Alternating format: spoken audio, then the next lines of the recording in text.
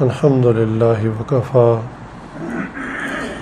السلام علی عبادہ الذین اصطفیٰ اما بعد اعوذ باللہ من الشیطان الرجیم بسم اللہ الرحمن الرحیم والذین جاہدوا فینا لنہدینہم سبلنا وان اللہ لمع المحسنین سبحان ربک رب العزة عما یصفون وسلام علی المرسلین والحمد للہ رب العالمین اللہم صلی علی سیدنا محمد وعلی آل سیدنا محمد وبارک وسلم اللہم صلی علی سیدنا محمد وعلی آل سیدنا محمد وبارک وسلم اللہم صلی علی سیدنا محمد وعلی آل سیدنا محمد وبارک وسلم۔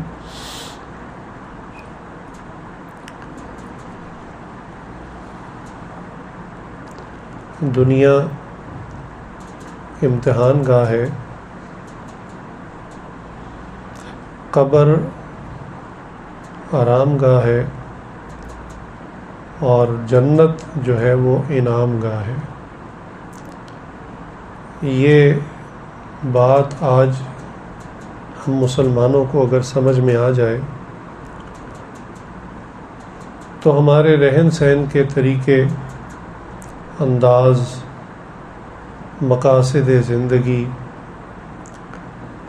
ہر چیز بدل جائے۔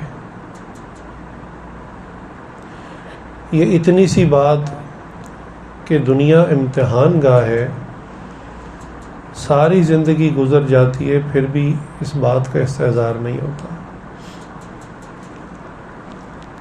نوجوانوں کی بات کیا کرنی، 70 سال کے بوڑھے، 80-90 سال کے بوڑھے، وہ بھی اس دنیا کو آرام گاہ اور انعام گاہ سمجھ رہے ہوتے ہیں۔ چنانچہ اس امتحان گاہ میں وہ غفلت کی زندگی گزار رہے ہوتے ہیں۔ آج کل تو بوڑھوں کو بھی جوان ہونے کا شوق ہے، جس کے بال نہ ہو بال لگ جاتے ہیں، آرٹیفیشل ہیئر ٹرانسپلانٹ کی نئی ٹیکنالوجی آ چکی ہے، دانت گر جائیں نئے دانت لگ جاتے ہیں، کپڑے نوجوانوں کی طرح ٹین ایجر کھٹے رنگوں والی پہن کر بابا جی سمجھتے ہیں کہ میں پھر سے 18 سال کا ہو گیا ہوں۔ تو یہ عکس ہے، یہ ریپلیکا ہے اس کی ذہن کی جو سوچ ہے اس کا، کہ ویسے یہ اپنی عمر گزار چکا، بوڑھا ہو چکا، لیکن دنیا کو یہ آرام گاہ اور انعام گاہ سمجھ رہا ہے۔ ہم سب کسی نہ کسی درجے میں اس دنیا کو آرام گاہ سمجھتے ہیں یا آرام گاہ بنانے کی کوشش میں لگے ہوتے ہیں۔ ساری زندگی کا مقصد اور بھاگ دوڑ دیکھ لیں، پیدا ہونے کے بعد سے اسکول، میٹرک کے بعد کالج، کالج کے بعد یونیورسٹی، اس کے بعد کوئی اچھی جاب، پھر اس سے اچھی جاب، پھر اس سے اچھی جاب، سیلری بڑھانے کی فکر، تنخواہ، آمدن، منافع کاروبار کا بڑھانے کی فکر، کرائے کے گھر سے اپنے گھر کی فکر، اپنے گھر سے بڑے گھر کی فکر، 2 ٹائروں والی سواری سے 4 ٹائر والی سواری کی فکر، پھر لیٹسٹ ماڈل کی فکر۔ یہ بنیادی طور پر کیا ہے؟ یہ سب کا سب جو ہمارے ایکشنز ہیں، ہمارا جو عمل ہے، جو ہم ظاہراً کر رہے ہیں، وہ سب کا سب ہمارے ذہن کی عکاسی کر رہا ہے۔ وہ صاف تصویر دکھا رہا ہے کہ ہم دل دماغ سے کیا سوچتے ہیں، ہمارا کیا پلان ہے۔ دنیا بنانے والی ذات اللہ رب العزت نے جب دنیا کو بنایا تھا اسی وقت اس کو توڑنے کا ارادہ کر لیا تھا۔ آپ کو پتہ ہے کہ دنیا کے ترقی یافتہ ممالک کے اندر جتنی بلڈنگز بنتی ہیں تو جو انجینئر اس بلڈنگ کو ڈیزائن کرتا ہے وہ ساتھ ہی اس کی ڈیٹ آف ایکسپائری بتا دیتا ہے کہ بلڈنگ مثلاً 100 سال 80 سال 70 سال یہ اتنا عرصہ تک قابل استعمال ہے، اس کے بعد اس کو گرا دیا جائے. چنانچہ ایسا ہی ہوتا ہے. بلڈنگ بنانے میں تو سال لگ جاتا ہے، 2 سال لگ جاتے ہیں، لیکن گرانے کے لیے وہاں ایک ادارہ ہے ڈیمولیشن، ان سے رابطہ کرتے ہیں، وہ آ کے بلڈنگ میں ہر جگہ ڈائنامائٹ لگا دیتے ہیں، ایک بٹن دباتے ہیں اور سیکنڈوں کے اندر وہ بلڈنگ زمین پہ آ جاتی ہے. اللہ اکبر. تو اللہ رب العزت نے اس دنیا کو بنایا تو ساتھ ہی اس کو ختم کرنے کا ارادہ فرمایا اور ساتھ ہی اس کا تذکرہ قرآن کریم میں کر دیا کہ میں نے ایک دن اس دنیا کا نظام ختم کر دینا. اب ہم جو اپنی چھوٹی چھوٹی جنتیں بنا رہے ہیں، کوئی 2.5 مرلے کے اندر، کوئی 5 مرلے کے اندر، کوئی 1 کنال کے اندر، کوئی 2 کنال کے اندر، ایک نہ ایک دن یہ سب کی سب ختم ہو جائے گی. اور کوئی بہت مضبوط بلڈنگ بھی ہو جو کئی 100 سال قائم دائم رہے، جیسا کہ شاہی قلعہ ہے یا اور تاریخی عمارتیں ہیں، بندے ختم ہو جاتے ہیں. کہاں گئے وہ شان و شوکت والے؟ کہاں گئے جن کا اتنا جاہ و جلال تھا، اتنی فوج تھی کہ جب نکلتے تھے تو کئی کلومیٹر تک ان کے سپاہی اور فوجی آگے ہوتے تھے، کئی دستے گزرتے، پھر بڑی شاہانہ انداز میں یہ بادشاہ نکلا کرتے تھے، پھر پیچھے کئی کلومیٹر تک فوج ہوتی تھی. کیا خوبصورت لباس ہوتے تھے، کیا مزیدار لذیذ کھانے ہوتے تھے، کدھر گیا وہ سب؟ تو یہ بات اگر ہمیں آج سمجھ میں آ جائے کہ یہ دنیا امتحان گاہ ہے، اتنی سی بات ہی ہے، تو انسان کی سوچ بدلے گی. سب سے پہلے جب سوچ بدلے گی تو خود بخود اس کے ایکشنز یا اعمال، اس کے انداز بدل جائیں گے، اور وہ اس امتحان گاہ میں ایسے ہی رہے گا جیسے امتحان گاہ میں رہا جاتا ہے. تقریباً سارے اسٹوڈنٹس بیٹھے ہیں، تو امتحان گاہ میں کیا ہوتا ہے؟ ایک اسپیسیفک ٹائم ہوتا ہے. یہ نہیں ہوتا کہ آپ بستر لے کے چلے جائیں کہ چلو امتحان دینے جا رہا ہوں، کل بھی پرچہ دینا ہے تو میں یہیں رات سو جاؤں گا. ایسا نہیں ہوتا. آپ کو پتہ ہے کہ میں 2 گھنٹے 3 گھنٹے حد 4 گھنٹے کے لیے آیا ہوں، ایک وقت آئے گا مجھے نکلنا ہوگا یہاں سے. تو امتحان گاہ کا پہلا سبق یہ کہ جب انسان وہاں داخل ہوتا ہے تو ایک وقت اس کو نکلنا ہوتا ہے. یہ دنیا امتحان گاہ ہے. جب ہم یہاں آ گئے ہمارا ٹائمر آن ہو چکا ہے اور مستقل ہماری زندگی کی گھڑی تیزی سے گزر رہی ہے، چل رہی ہے، اور بالآخر بنانے والے نے ہمارا جو ٹائم رکھا ہوا ہے ہمارے ڈیمولیشن کا، جیسے ہی وہ پریسائز ٹائم، وہ گھنٹہ، وہ دن، سال، مہینہ، دن، سیکنڈ جیسے ہی آئے گا اسی وقت ہم جو بھی کام کر رہے ہوں گے نا، اسی وقت ہمارا نظام بند ہو جائے گا. یہ جو بات آپ نے سنی ہوئی نا کہ ذرا بھی مہلت نہیں دی جائے گی، بالکل حقیقت ہے. سمجھنے کے لیے اتنی سی بات سمجھ لیں کہ حضرت سلیمان علیہ السلام بہت زبردست نبوت اللہ تعالیٰ نے عطا فرمائی. جنات تابع، ہوائیں تابع، چرند پرند درند سب قرآن کے اندر اس کا تذکرہ ہے. وہ جو ایک پرندہ حاضر نہیں ہوا تھا وہ تو کہا کہ اگر اس نے آ کے کوئی معقول ریزن نہ دیا، کوئی پراپر ریزن نہ دیا، اس کو ہم ذبح کر دیں گے. قرآن میں تذکرہ ہے اس کا کہ اٹینڈنس کے بغیر حاضر کیوں ہے. ہم تو ملی ذکر میں اٹینڈنس نہیں لیتے نا، ہم کہتے ہیں چلو جو بھی آ جائے، نام ذبح کی بات کرتے ہیں. تو اتنے زبردست نبی، اتنی زبردست سلطنت، اور کام کیا کر رہے ہیں؟ کس کام میں مشغول ہیں؟ اللہ رب العزت کا گھر بنانے میں مشغول، بیت المقدس کی تعمیر ہو رہی ہے۔ تعمیر کون کر رہے ہیں؟ جنات، ان کو حکم دیا ہوا، چونکہ جنات طبیعتاً شریر ہوتے ہیں، فوراً بغاوت کر کے نکل جاتے ہیں۔ تو سلیمان علیہ السلام خود کھڑے ہو کے نا مانیٹرنگ کر رہے ہیں کہ یہ کام کرتے رہیں، میں کھڑا رہوں گا تو یہ کام کرتے رہیں گے۔ خیر آج کل کے مزدور بھی ایسے ہی ہیں، مالک سر پہ ہوتا ہے، کام ہوتا رہتا ہے، وہ نہ ہو تو پھر موبائل کھل جاتے ہیں۔ اور تو سلیمان علیہ السلام بھی کھڑے ہیں، اور چونکہ کافی دیر کھڑے رہے، انہوں نے اپنا جو عصا تھا اسی کے اوپر سہارا لے کر نا ایسے اپنے جسم کا بوجھ اس پہ ڈالا ہوا تھا اور دیکھ رہے تھے۔ اب ذرا توجہ سے سنیے، کس کام میں مشغول ہے؟ اللہ رب العزت کا گھر بنانے میں مشغول ہے، بیت المقدس کی تعمیر ہو رہی ہے۔ جنات سے کام کروا رہے ہیں اور جنات کام کر رہے ہیں۔ واقعی اس کی آپ جو اصل عمارت ہے نا پرانی، اس کو دیکھیں تو لگتا ہے جنات نے بنائے۔ اس کی ایک ایک اینٹ نا وہ بڑے بڑے بلاکس ہیں، بہت بڑے بڑے بلاکس ہیں پتھر کے۔ تو وہ کنسٹرکشن ہو رہی ہے اور اللہ کا حکم آ گیا، سلیمان علیہ السلام کی موت کا وقت آ گیا۔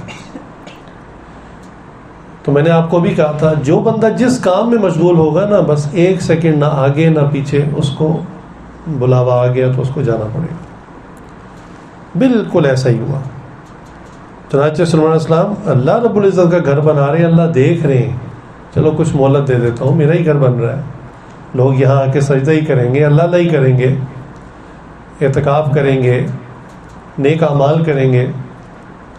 نہیں، جو وقت لکھا ہوا ہے، اور اللہ کے نبی ہیں، عام آدمی بھی نہیں ہے، اللہ کے برگزیدہ بندے ہیں، اللہ کے چنے ہوئے بندے ہیں، جنات سے کام کروا رہے ہیں۔ جب سلیمان علیہ السلام کو یہ بات پتہ ہے کہ میں ادھر ادھر ہو گیا تو جنات بھی ادھر ادھر ہو جائیں گے، اللہ رب کو تو یہ بات پتہ ہے، لیکن سلیمان علیہ السلام کی موت کا وقت آ گیا، فرشتے نے آ کے روح قبض کر لی، اور اللہ کی شان، چونکہ انہوں نے اپنا جسم کا جو باڈی ویٹ ہے وہ عصا پہ ڈالا ہوا تھا، تو وہ جسم اسی طرح کھڑا رہا اور روح قبض ہو گئی۔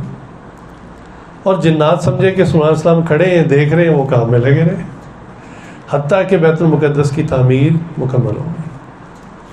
اور جب مکمل ہو گئی، پھر اللہ رب العزت نے جب اس معاملے کو کھولنا تھا، تو پھر وہ لکڑی جو ہے وہ ایک طرف کو ہوئی، تو ان کا جسم جب ایک طرف کو گرا، تب ان کو پتہ چلا کہ ان کی تو وفات کافی دیر پہلے ہو چکی ہے۔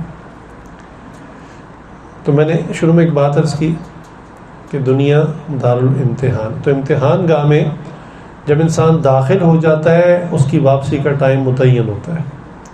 آپ نے دیکھا نا، کئی اکثر ویسے نالائق لڑکوں کو ایسا ہوتا ہے کہ سارا وقت فارغ بیٹھے رہتے ہیں، پڑھا جو نہیں ہوتا سارا سال، تو بیٹھے رہتے ہیں، سوچتے رہتے ہیں کیا کریں، کوئی اس کو جھانک، کو اس کو دیکھ، کوئی آگے والے سے کوشش کر، اور جب آخری 5-7 منٹ رہ جاتے ہیں نا، ان پہ واردات شروع ہو جاتی ہے، ان کو جناب مضامین یاد آنے شروع ہو جاتے ہیں۔ خیر وہ مضامین نہیں ہوتا، نہ ہی وہ علم ہوتا ہے، وہ دماغ کی ایک اختراع ہوتی ہے۔ اب وہ کہتے ہیں میں نے لکھنا ٹائم کم ہے، اب وہ دھڑا دھڑ لکھنا شروع کرتے ہیں، سب سے تیز لکھ رہے ہوتے ہیں۔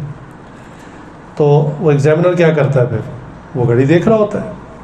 اب آپ کہیں کہ جناب مجھے وہ سوال بالکل 100% یاد آ گیا ہے اور میں لکھ رہا ہوں، آپ تھوڑا سا مجھے ٹائم ہو، کہتا ہے نہیں جناب آپ پیپر دے دیں ورنہ میں چھین لوں گا، اور وہ کہتا ہے اگر آپ کا پیپر پھٹ گیا تو اس کے ذمہ دار آپ ہوں گے، میں نہیں ہوں گا، لہٰذا وہ چھین لیتا ہے۔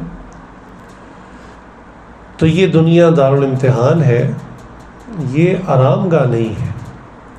ہم یہاں ایک اسپیسیفائڈ ٹائم کے لیے آئے ہیں، ایک محدود وقت کے لیے آئے ہیں، اور اس کے بعد ہمیں یہاں سے جانا ہوگا۔ ہم جانا پسند کریں یا نہ کریں، وہ لے جانے والا لے جائے گا۔ اب جو اس دنیا کا وقت ہے نا، جو ہمیں ٹائم آج ملا ہے، جو بہت ریلیکس ہو کے، بہت آرام کے ساتھ برباد کر دیتے، کھلا وقت ضائع کرتے، تو اس کو ہمیں قیمتی بنانا ہے۔ چنانچہ انسان کی زندگی میں جیسے ایک سیکنڈ آیا اور چلا گیا، جتنی دیر میں نے سیکنڈ کا لفظ کہا وہ تو جا چکا تھا، اسی طرح منٹ بھی آتا ہے چلا جاتا ہے، گھنٹہ، پھر دن، ہفتے، مہینے، اور بالآخر سال۔ مہینے 12 ہوتے ہیں ایک سال کے. یہ اللہ رب العزت نے قرآن کریم میں ارشاد فرما دیا کہ جب سے دنیا بنائی ہے سال کے 12 مہینے ہی ہوتے ہیں. اب زندگی کا ایک سال ختم ہو گیا, نیا سال شروع ہو گیا, محرم آ گیا. محرم ہمارے اسلامی مہینے کا, ہمارے اسلامی سال کا کیلنڈر کا پہلا مہینہ ہے. ہمارے لیے لمحہ فکریہ ہے کہ ہم سوچیں ہماری زندگی کا پورا ایک سال چلا گیا, ہم نے سال میں کیا پایا کیا کھویا. آخرت کے اعتبار سے, دنیا کا حساب تو سارے ہی کرتے ہیں, آخرت کے اعتبار سے ہم نے کیا پایا اور کیا کھویا. ہمیں تو ایک ایک سیکنڈ کا حساب کرنا ہے اور دینا بھی آخرت میں. اللہ تعالیٰ 4 سوال ہیں جو اللہ کے بالکل سامنے کھڑے ہو کے جواب دینے ہوں گے. اس میں آئے گا سوال, بتاؤ زندگی کیسے گزاری. اب یہ اتنی سادہ سی بات ہے لیکن اس کا آنسر اتنا سادہ نہیں, پوری زندگی کا حساب دینا پڑے گا بالغ ہونے کے بعد سے مرنے دم تک. پھر دوسرا سوال, بتاؤ جوانی کس کام میں گزاری. اللہ. تو ہمیں تو ایک ایک سیکنڈ کا حساب دینا ہے. پورے سال گزر جائیں اور ہمارے اوپر کوئی فکر نہ ہو کہ ہماری زندگی کا جو ٹائم تھا اس میں پورا ایک سال کم ہو گیا. تو یہاں ہمیں سوچنے کی, فکر کرنے کی ضرورت ہے. یہاں ہی مسلمان اور غیر مسلم فرق ہو جاتے ہیں. اچھا, غیر مسلم جو ہے اپنا سال جب ان کے کیلنڈر کے مطابق سال پورا ہوتا ہے تو وہ پھر نئے سال کی آمد پر نہ خوشیاں مناتے, جشن مناتے, ہیپی نیو ایئر مناتے. اب پتہ نہیں اس کے پیچھے ان کا کیا کانسیپٹ ہے, کیوں نئے سال کی خوشی مناتے ہیں. شاید اس لیے کہ اس سال بھی بچ گئے, نہیں مرے, مرنے والے قبروں میں, ہم پھر بھی بچ گئے, شاید اس کی خوشی مناتے ہیں کہ چلو ایک سال اور بچ گئے. ورنہ تو انسان کو یقین جانیے غم زدہ ہو جانا چاہیے, رونا چاہیے. یہی میں کہتا ہوں کہ سالگرہ کے موقع پر, اسی لیے اسلام میں سالگرہ کا کانسیپٹ نہیں ہے کہ لوگ جو ہیں وہ ماشاء اللہ بابا جی 60 سال کے ہو گئے اور کیک کاٹا جا رہا ہے. جی میں 60 ایئرس کا ہو گیا. کس بات کی خوشی ہے؟ دیکھیے, اگر آپ کی زندگی 61 ایئرس تھی تو 60 سال آپ گزار چکے, 1 سال پیچھے باقی رہ گیا. آپ کو تو آنسو سے رونا چاہیے, فکر کرنی چاہیے کہ میری زندگی کا 1 اور سال چلا گیا اور میں غفلت کی زندگی گزار رہا ہوں. میری زندگی کے 60 سال ضائع کر دیے. کس بات کی خوشی ہے؟ ہم سب کی زندگیوں میں سے 1 سال کم ہو چکا ہے. پچھلا سال گزر گیا, محرم آ گیا اور یہ سال بھی تیزی سے شروع ہو چکا ہے. یہاں ہمارے لیے فکر کی اور سوچنے کی بات ہے کہ گزشتہ سال میں ہم نے اعمال کے اعتبار سے کیا پایا کیا کھویا. اس کا فائدہ کیا ہوگا؟ اس کا فائدہ یہ ہوگا کہ ہم آئندہ سال ایک نیا ارادہ کر سکیں گے. اس سال میں ایک نیا عزم کر کے اعمال کو اچھے طریقے سے انشاءاللہ کر سکیں گے. لیکن جس شخص کا سرمایہ ضائع ہو جائے, اس کے بزنس میں لاس ہو جائے, تو وہ آئندہ کے لیے ہوشیار ہو جاتا ہے, وہ سمجھ جاتا ہے کہ میں نقصان کر بیٹھا ہوں. جو نوجوان یونیورسٹی میں 1 سال فیل ہو جائے تو وہ آئندہ سال اور محنت کرتا ہے اور سمجھتا ہے کہ میرا پہلے بھی زندگی کا 1 سال ضائع ہو گیا. جس نوجوان کو اس کی غفلت کی وجہ سے جاب سے نکال دیا جائے تو وہ اس کو نئی جاب ملتی ہے تو بڑی فکر مندی کے ساتھ بھاگ کے کام کرتا ہے کہ پہلے بھی میری سستی اور غفلت اور نالائکی کی وجہ سے انہوں نے مجھے نکال دیا تھا, ایسا نہ ہو کہ یہ بھی مجھے نکال دیں. تو جیسے ہم دنیا کے معاملات میں نقصان ہونے پر سوچتے ہیں, فکر مند ہوتے ہیں, ایک نیا عزم, ایک نئے جوش سے پھر نیا سٹارٹ لیتے ہیں, تو ہمیں بھی اعمال کے اعتبار سے بھی یہ سوچنا چاہیے کہ پچھلا سال ہمارے اعمال کیسے گزرے. میں نے رمضان المبارک میں ایک چھوٹا سا ایک پیپر بنا کر دیا تھا. کوئی بھی بندہ بنا سکتا ہے, کوئی ایسی خاص چیز نہیں ہے, میں بتا دیتا ہوں. اس وقت تو خیر ہم نے فوٹو کاپی کر کے تقسیم کر دیا تھا کہ آخرت میں, چونکہ قرآن میں بھی بات آتی, حدیث میں بھی آتی ہے کہ ہر شخص کو اس کا نامہ اعمال ملے گا, بک آف ڈیڈز ملے گی ہمیں, ہم نے کیا کیا ہے. تو ایک تو یہ کہ انسان پیپر بنائے, جتنے نیکیاں کی ان کو لکھے, جتنے گناہ کیے ان کو لکھے. یہ تو پھر بہت لمبا چوڑا کام، چونکہ گناہ بہت زیادہ ہے، اس کو تو لکھنے کے لیے بھی بہت ٹائم چاہیے. لیکن چلیں نیکیوں کو ہی لکھ لیں کہ ہم نے نیکیاں کتنی کی ہیں اپنے لیے. آپ نے کسی کو نہیں دکھانا. میں نے اب الحمدللہ اتنے اعتکاف میں بیٹھے ہوئے تھے، سارے مجھ سے بیٹھ تھے، پھر میں نے کہا تھا آپ نے مجھے بھی نہیں دکھانا، یہ مجھے نہیں چاہیے، یہ آپ ہی کے لیے اپنا محاسبہ، اپنی سیلف آڈٹ، کہ ہم سوچیں کہ ہم نے کیا کیا. تو میں نے وہ بنوایا تھا رمضان کے اعتبار سے 10 دن کا. آپ اس کو 1 مہینے کا بنا لیں، ہر بندہ بنا سکتا ہے، ہر خاتون بنا سکتی ہے، ہاتھ سے بنا لیں. اس میں کیا لکھنا ہے؟ کالم بنا لینے، خانے بنا لینے. ایک طرف 5 نمازیں، فجر، ظہر، عصر، مغرب، عشاء. مردوں کے لیے ہے کہ باجماعت، تو اس میں لکھیں جتنی نمازیں باجماعت ہیں اس کو لکھیں کہ یہ میں نے باجماعت پڑھی، اور جو بغیر جماعت کے ہیں اس کو لکھیں بغیر، اور جو خدا نخواستہ قضا ہو گئی اس کو لکھیں یہ قضا ہو گئی. خود لکھیں، آپ نے جو کہ کسی کو دکھانا نہیں، اپنے لیے. اور اسی طرح نوافل کے اندر تہجد مل گئے تو کتنے نفل ملے، اشراق مل گئی، چاشت مل گئی، اوابین کے نفل ملے، کتنے ملے. صلاۃ و توبہ پڑھنے کی توفیق ہوئی، اس کو لکھ لیں. صلاۃ الحاجت کوئی معاملہ ہے اس کو لکھیں. اسی طرح تلاوت قرآن کتنی کی آج ایک دن میں، جتنی بھی مقدار ہے، کیونکہ میں نے کہا نا آپ نے کسی کو دکھانا نہیں، کوئی آپ کو جج نہیں کرے گا. یہ آپ کی اپنی ہی ایک انٹرنل ڈاکومنٹ ہے، آپ کی اپنی فائل ہے. تو آپ اس میں لکھیں. ایک صفحہ ہے تو لکھیں ایک صفحہ، ایک رکوع ہے تو ایک رکوع، ایک پاؤں ہے، ایک پارہ ہے، 3 پارے ہیں، جتنا آپ نے پڑھا اس کو آپ لکھیں. اسی طرح تسبیحات میں اللہ اللہ آج کتنی دفعہ کیا، لا الہ الا اللہ کتنی مرتبہ کیا، استغفر اللہ کتنی مرتبہ. نبی کریم صلی اللہ علیہ وسلم باتیں میں روزانہ 100 دفعہ استغفار کرتا اللہ. یعنی یہ تو جب بھی حدیث میں اس کو میں پڑھتا بھی ہوں اور جب سناتا بھی ہوں ہر دفعہ شرم سے پانی پانی ہوتا ہے. رسول اللہ صلی اللہ علیہ وسلم 100 مرتبہ استغفار فرماتے، جن کی زندگی میں اتنے کام، اتنی مصروفیت، پوری امت کا غم اور ایک کام، اور ہر وقت صحابہ کی فکر اور پوری امت کی فکر، اور اپنی انفرادی عبادت جو تھی فرائض کے علاوہ وہ الگ ہے، اور اس کے بعد 100 دفعہ استغفار روزانہ. تو ہمیں کتنی کرنی چاہیے. اسی طرح ذکر کے اندر مراقبہ کتنی دیر کیا میں نے. الغرض جو انسان کے اعمال ہوتے ہیں، نیک اعمال، اگر صدقہ کیا اس کو بھی لکھ لیں تو یہ 1 مہینے کا 30 کھانے بنائیں گے، 1 مہینے کا چارٹ بن جائے گا. اچھا، اس کا فائدہ آپ کو لکھتے ہوئے اتنا نہیں ہوگا، اس کا فائدہ مہینے کے آخر میں ہوگا. جب آپ مہینے کے آخر میں دیکھیں گے نا تو آپ کو سرپرائز ملے گا. ہوتا پتہ ہے کیا، بندہ کہتا ہے یار آج کل نا میری فجر رہ جاتی ہے. جب پوچھے نا کسی سے بات، بس پتہ نہیں آج کل 2-4 دن سے فجر رہ جاتی ہے.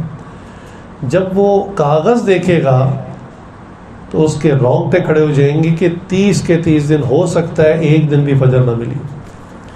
اس وقت کہے گا اوہ ہو، پورا 1 مہینہ گزر گیا اور میں فجر قضا کرتا رہا، پورا مہینہ نہیں ملی، یا باجماعت نہ پڑھ سکا.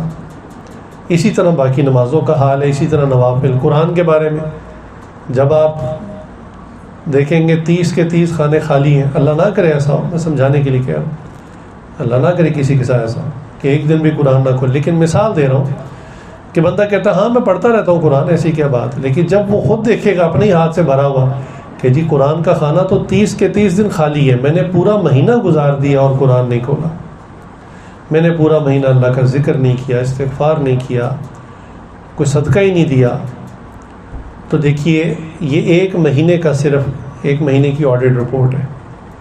جب آپ اس کو بنائیں گے اور خود دیکھیں گے نا تو حیران رہ جائیں گے. تو میں کہتا ہوں آخرت میں جو شوق ملنا ہے نا اس سے بہت اچھا ہے کہ انسان دنیا میں اپنی اعمال نامہ، اپنی رپورٹ خود تیار کرے، اس کو دیکھ کر سیدھا ہو جائے. چلو جو گزر گیا وہ تو واپس نہیں آ سکتا، آئندہ کی کم از کم زندگی سیدھی ہو جائے. تو ہر آدمی اپنا اعمال نامہ خود تیار کرے. اچھا یہ تو 1 کاغذ ہے 1 مہینے کا. اسی طرح آپ جب 12 کاغذ بنائیں گے اور پھر اس کی ایک اینول رپورٹ تیار کریں گے خود اپنے لیے، اور اس وقت آپ کو پتہ چلے گا خدا نخواستہ کہ فجر پورا سال مجھے نہیں ملی، پورا سال مجھے فجر نہیں ملی. ایک صاحب بیرون ملک ہوتے ہیں، اس حاجی سے تعلق ہے، تو معمولات بھیجتے ہیں روزانہ. کئی دنوں سے مسلسل فجر لکھا آ رہا تھا قضا قضا قضا. خیر جب کافی دن گزر گئے تو اس حاجی سے ان کو کہا کہ آپ فکر کیجیے کہ چلو کبھی ہوا، ویسے تو نہیں ہونا چاہیے کہ چلو کبھی ہوا بندہ استغفار بھی کر لیتا ہے اور قضا بھی کر لیتا ہے، اس کو لوٹا لیتا ہے، لیکن یہ تو یعنی مستقل قضا ہو رہی ہے. تو جس ملک میں وہ تھے انہوں نے کہا حضرت میں فلاں ملک میں ہوں اور یہاں پر عشاء جو ہے نا وہی تقریباً بہت لیٹ نائٹ وقت داخل ہوتا ہے، ایسی جگہ ہے، اور فجر میں اور عشاء میں بس 2.5 سے 3 گھنٹے کا بمشکل فرق ہے. میں ایسی جگہ پہ آپ پتہ نہیں جو آئرلینڈ وغیرہ اور اس قسم کی فجی آئرلینڈ اس طرف کی جو جگہیں ہیں، یہاں وہ سورج کا معاملہ بڑا عجیب سا ہے. خیر وہ بھی کسی ایسے ملک میں تھے، یہاں تو نہیں تھے، کسی اور ملک میں تھے. تو انہوں نے کہا کہ وہ عشاء اور فجر میں نا وقت ہی کو 2.5-3 گھنٹے مشکل سے. اس عاجز نے ان کو کہا کہ آپ کو اللہ نے کہا تھا اس ملک میں جانے کے لیے؟ کس کے کہنے پہ گئے تھے؟ نوٹ کمانے گئے تھے، کرنسی غیر ملکی کرنسی اکٹھی کرنے گئے تھے، اپنے لیے گئے تھے. اللہ نے تو نہیں کہا. ہاں اللہ نے فجر کا کہا ہوا. اب جہاں بھی ہو جیسے بھی ہو پڑھو، الارم لگاؤ. میں نے کہا اب رات اور فجر میں اگر 2.5-3 گھنٹے ہیں تو سونے کی ضرورت کیا ہے؟ جب باقی آپ نے دن جاگ کے گزار دیا تو 2.5-3 گھنٹے اور جاگ لو. فجر پڑھ کے بندہ سو جاتا ہے. کئی چیزیں کرنے والی انسان کرنا چاہے کر سکتا ہے. تو یقین جانیے کہ جب آپ اپنی اینول رپورٹ خود تیار کریں گے کہ پورا سال گزر گیا اور مجھے فجر نہیں ملی، پورا سال گزر گیا اور میں نے قرآن نہ ہونے کے برابر کھولا، پورا سال گزر گیا اور میں نے ذکر ہی نہیں کیا، مطلب وہ چند ایک مرتبہ کر لینا تو نہ کرنے کے برابر ہوتا ہے، اور پورا سال صدقات نہیں دیے، پورا سال نوافل نہیں پڑھے، اس وقت انسان کو اندازہ ہوگا کہ یہ میری زندگی کا جسٹ 1 سال ہے اور میں نے ایسے پتہ نہیں کتنے سال زندگی کے ضائع کر دیے. یہی ایک کمپائل رپورٹ ملے گی نا آخرت میں، جب بالغ ہوئے تھے تب سے لے کر موت تک کی ایک فائنل رپورٹ یہی ملے گی. فرشتوں نے تو کچھ چیز آگے پیچھے نہیں کرنی، جو ہے وہی لکھنا ہے. تو آپ نے بھی چونکہ خود ہی دیکھنی ہے، آپ نے بھی اس میں کوئی گڑبڑ نہیں کرنی، تو یہ ایگزیکٹ آپ کا اعمال نامہ ہوگا، اس میں کوئی فرق نہیں ہوگا. چلیں گناہوں کے اعمال نامے کی تھوڑی سی بات کر لیتے ہیں. اس کو آپ کو ویسے لکھنے کی ضرورت نہیں، وہ پہلے لکھا جا رہا ہے. اپنے فون کی جو ہسٹری ہے نا، کبھی مہینے بعد ایک دفعہ ایسے دیکھ لیں، 1 مہینے کا ریکارڈ، فیس بک پہ کیا کیا دیکھا ہے، اور انٹرنیٹ براؤزر کی ہسٹری نکالیں کہ کیا کیا سرچ کیا، کیا چیز دیکھی ہے. کافی میرا خیال ہے اتنا. تو اس سے بھی انسان کو کچھ فکر ہوگی. یہ میں اس کو کہتا ہوں، یہ ڈیجیٹل اعمال نامہ جو تیار ہو رہا ہے رائٹ ان دس ورلڈ، یہ دنیا میں تیار ہو رہا ہے. یہ تو انسانوں کا تیار کردہ ہے، اللہ کے ہاں تو بہت پریسائز تیار ہو رہا ہے. اللہ کے ہاں تو اس میں تو ایکوریسی یہاں تک ہے کہ اگر آنکھ کا ڈیلا ادھر سے ادھر گیا ہے نا اور کوئی چیز دیکھی ہے اس کو بھی ریکارڈ کر لیا گیا ہے. اتنا ایکوریٹ ہے. لیکن پھر بھی عام طور پہ گناہ انہی آلات کے ذریعے ہوتے ہیں. اور اپنی چیٹ ہسٹری دیکھیں، کس کس کے ساتھ کن کن کاموں میں کن کن باتوں میں مشغول رہے. تو یہ ہمارا ڈیجیٹل اعمال نامہ ہے جو دنیا میں تیار ہو رہا ہے ہماری کرتوتوں کا. اللہ حضرت جی فرمایا کرتے تھے کہ انسان کی زندگی ایسی ہونی چاہیے کہ برے بازار میں اگر فرشتہ آپ کو روکے اور آپ کے اعمال نکال کے ہتھیلی پر رکھ دے تو اس میں ایک عمل بھی ایسا نہ ہو جس کو دیکھ کر انسان کو شرمندگی ہو کہ یار لوگ نہ دیکھیں، پردہ ڈال دو. اس میں ایک عمل بھی ایسا نہیں ہونا چاہیے. ایسا اعمال نامہ ہونا چاہیے. اعمال نامہ آج تو لوگ فون نہیں کسی کو دیتے، پتہ ہے اس میں کیا کچھ ہے، وہ کھول کے چیک کر لے گا. اللہ تو ایک پورا سال ہماری زندگی کا ضائع ہو گیا. لہٰذا اب فکر اس بات کی جائے کہ ایک سال تو چلا گیا اور ایسے ہی اس جیسے کتنے سال ہم نے گزار دیے. آئندہ سال کی فکر کریں کہ آئندہ سال جو ہے وہ کیسا آئے گا اور کیسی ہم نے زندگی گزارنی. شروع میں نے بات عرض کی تھی، یہ دنیا دارالامتحان ہے، امتحان گاہ ہے، آرام کی جگہ نہیں. امتحان میں مسلسل انسان مشقت میں ہوتا ہے، ایک ٹینشن میں ہوتا ہے، ایک سٹریس ہوتا ہے اس کے اوپر، ریلیکس تو نہیں ہوتا، اور کام میں لگا ہوتا ہے، فارغ بھی نہیں بیٹھا ہوتا. تو اور اس کو پتہ ہے میں ایک وقت میں داخل ہوں، ایک وقت میں مجھے نکلنا ہے. یہی دنیا کی زندگی ہے. ہم جب سے اس دنیا میں آئے ہیں ہم مستقل انڈر آبزرویشن ہیں، ہمیں واچ کیا جا رہا ہے. وہ کہتے ہیں نا کیمرے کی آنکھ آپ کو دیکھ رہی ہے. جی بالکل، فرشتے دائیں بائیں بیٹھے ہیں، وہ ہر چیز کو ریکارڈ کر رہے ہیں، دیکھ رہے ہیں، لکھ رہے ہیں. تو یہاں تو اس دنیا کو جنت بنانے کا فائدہ نہیں. چلیں ہمارے پاس تو شاید ہی کبھی اتنا پیسہ ہے کہ ہم دنیا کے ٹاپ 10 موسٹ ریچسٹ جو ہے وہ پرسنز آف دا ورلڈ میں آ جائیں. ہوتے ہیں نا دنیا کے ٹاپ 10 لسٹ نکلتی ہے کہ جی ان کے پاس اتنا سرمایہ اتنا ہی، لہٰذا لسٹ کے اندر یہ ٹاپ 100 ہے، یہ ٹاپ 50 ہے، ٹاپ 10 ہے. تو ہم تو شاید ہی کوئی ہم میں سے وہاں تک پہنچ سکے. لیکن چلو جو پہنچ گئے ہیں، جو ٹاپ 10 میں سے واقعتاً ہیں، ان کی زندگی کو اگر آپ تھوڑا سا پڑھیں تو آپ دیکھ لیں گے کہ وہ بھی انتہائی پریشان. ٹھیک ہے ان کو مال کی پریشانی نہیں ہوگی، اور پریشانی ہے. اب بل گیٹس جیسا آدمی جس کو پیسے کی فکر ہی نہیں ہے، بڑھاپے میں بیوی چھوڑ کے چلی گئی، طلاق ہو گئی. عموماً لوگ یہی کہتے ہیں نا کہ پیسوں کی وجہ سے طلاق ہو جاتی ہے. لوگ ادھر پیسوں کا کیا مسئلہ ہے؟ تو ان کے اور مسائل. امیر لوگوں کے اکثر عجیب مسائل ہوتے ہیں، اولاد نہیں ہوتی، اولاد ہوتی ہے تو اپاہج ہوتی ہے، عجیب قسم کے ان کے مسئلے ہوتے ہیں. لہذا یہ دنیا دارالامتحان ہے، یہاں آرام سے کوئی نہیں بیٹھ سکتا. کوئی اس دنیا کو جنت نہ بنا سکا ہے نہ بنا سکے گا. وقتی لذت کوئی لے لے کسی چیز سے عارضی طور پہ، وہ کوئی میٹر نہیں کرتی، وہ کاؤنٹ نہیں ہوتی. ہاں دنیا میں اللہ کا فضل ہے، ہمیں خوشیاں بھی ملتی ہیں، غم بھی آ جاتے ہیں، ہر چیز چلی جاتی ہے. غم بھی عارضی ہوتا ہے، چلا جاتا ہے، خوشی بھی عارضی ہوتی ہے، چلی جاتی ہے. اور دین اسلام کا حسن یہ ہے کہ دین اسلام نے ہر غم پر اور ہر خوشی پر اعتدال میں رہنے کا حکم دیا ہے کہ ہم آپے سے باہر نہ ہو جائیں، آؤٹ آف کنٹرول نہ ہو جائیں، خوشی میں بھی غم میں بھی. اس کا اندازہ اسی سے کر لیں کہ عید جو ہے یہ مسلمانوں کا سب سے بڑا خوشی کا دن ہوتا ہے. ایسے ہی عید کے دن بھی نماز ہے، نماز کی چھٹی نہیں. ہمارے عام طور پہ کوئی شادی بھی ہو گھر میں تو پورے گھرانے کی نمازیں چلی جاتی ہیں. وہ کیا جی بس شادی میں لگے ہوئے تھے، پتہ ہی نہیں چلا، شادی کی مصروفیت تھی جی، پتہ نہیں چلا.